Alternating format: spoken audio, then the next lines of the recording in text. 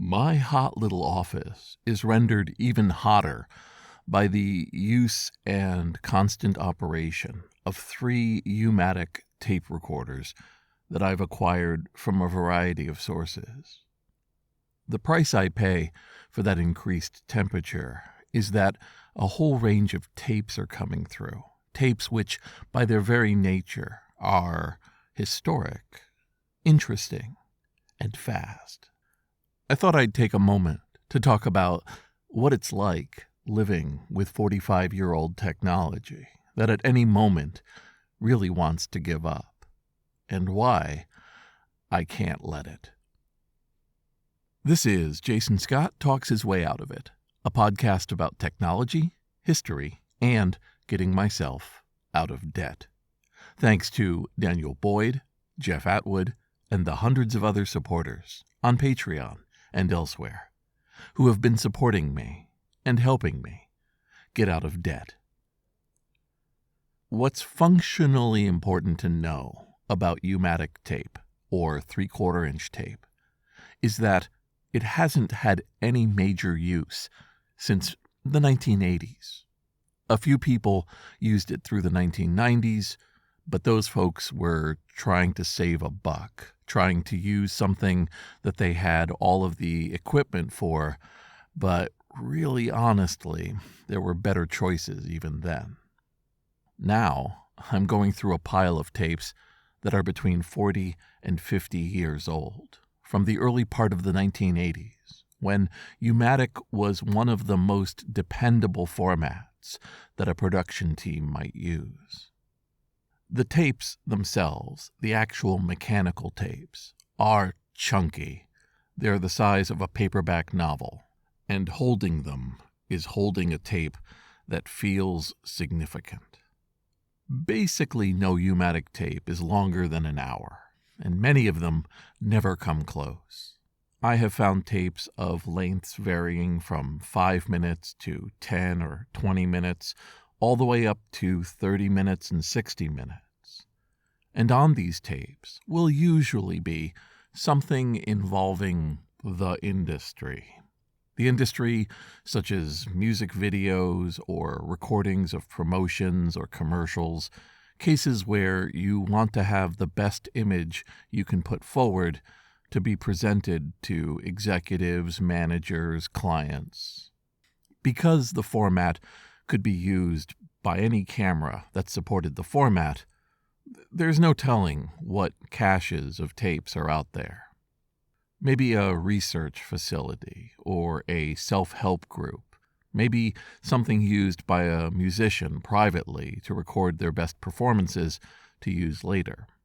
But right now, from the collections I'm working through, it's going to be casting tapes, versions of commercials and music videos and performances, and then occasionally reused to record something more recent, but using this old dependable format to store it. But getting to the machines themselves, I'm using a variety of machines made by Sony, and these machines feel like another world entirely.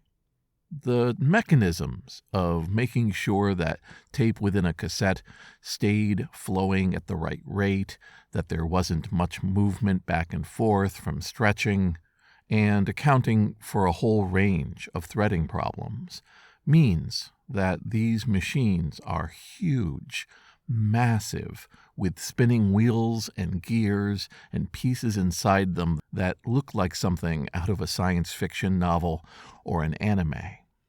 I'm talking about actual robot arms that move back and forth and hold the tape into different positions. When you press play, there's a massive reading head always spinning in the middle of this machine, and the tape gets pressed against it by other arms, which then modify how tense they keep it based on the feedback coming from the read. The machinery is all at the mercy of parts that are decades old, with interlocking plastic wheels and gears, rubber bands moving between different parts, and of course the actual reading head itself. which is constantly being pressed against by tapes that are disintegrating. The tapes themselves fall apart based on how well they're made. I discovered this with floppy disks, that there were some good manufacturers and there were okay manufacturers. These tapes were expensive and appear to have been manufactured with a sense of some amount of permanence. I'm not sure what the verbiage at the time was saying, but it has a sense of being 20 to 25 years of intended life. Since we're getting closer to 50, it's a miracle any of it's readable. But it is. On these different decks that I have running, each of them directing their video signal to my various computers, they're working. They're reading these beautiful images that have been stored for so long, enough that I feel myself drawn to them while they go by on the monitors. Bands in classic 1970s costumes performing for an intended release. Commercials for products long gone.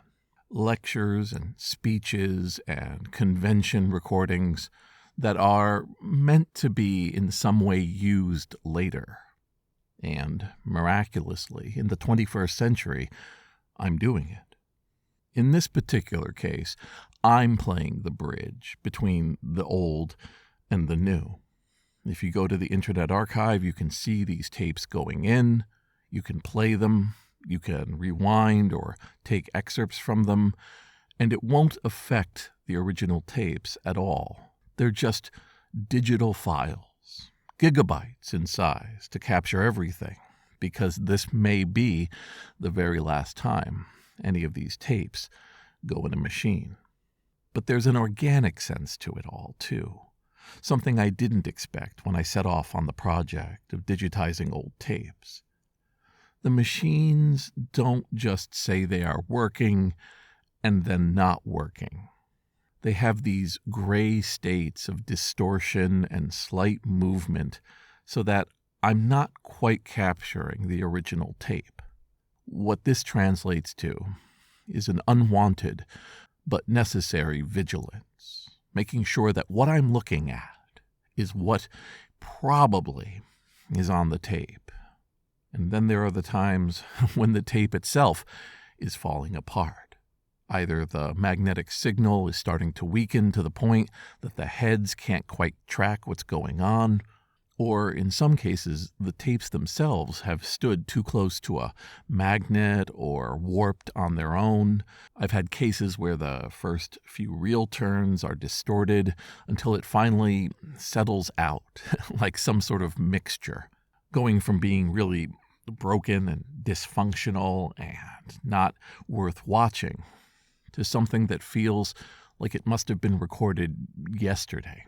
If you had told me how variant, how shifting and non-consistent this sort of work would be, I probably wouldn't have believed you.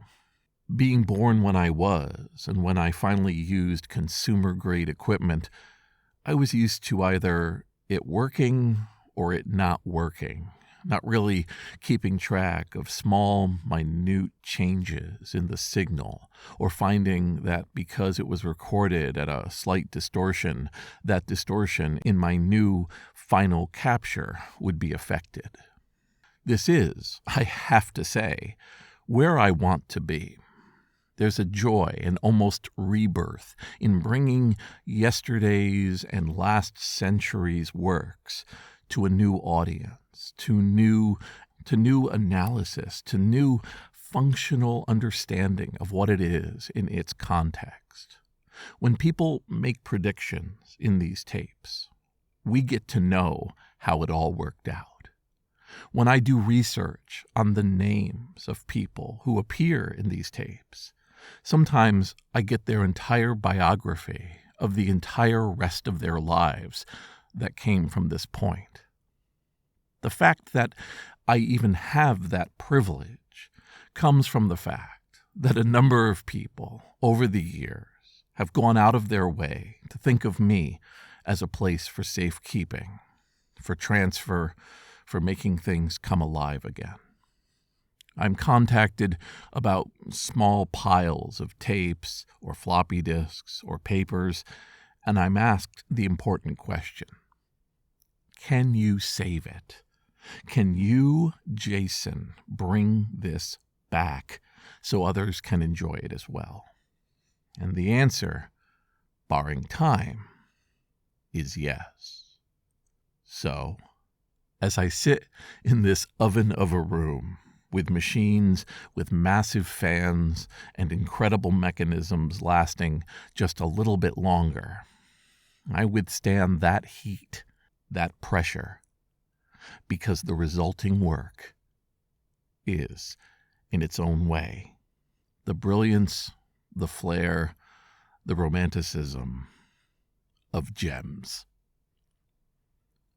This is Jason Scott Talks His Way Out of It, thanks to Mark Pilgrim, James Bekoyanu, Ernie Hershey, Michael Rubin, Dilip Reddy, Trixie the Cat, Sean Kelly, Martin, Sembiance, Benjamin Guts, and Anonymous, along with the hundreds of other supporters on Patreon and elsewhere who have been supporting me and helping me get out of debt.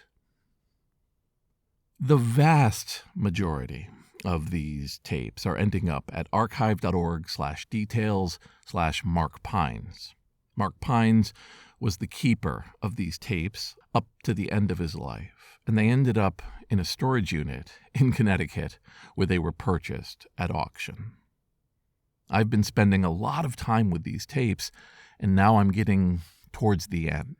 The storage room that has these tapes is growing more and more empty, and I, for one, can't wait to get to the end of it, to run analysis against the results, and to learn what there is to be learned from these beautiful and brilliant pieces of video jewelry.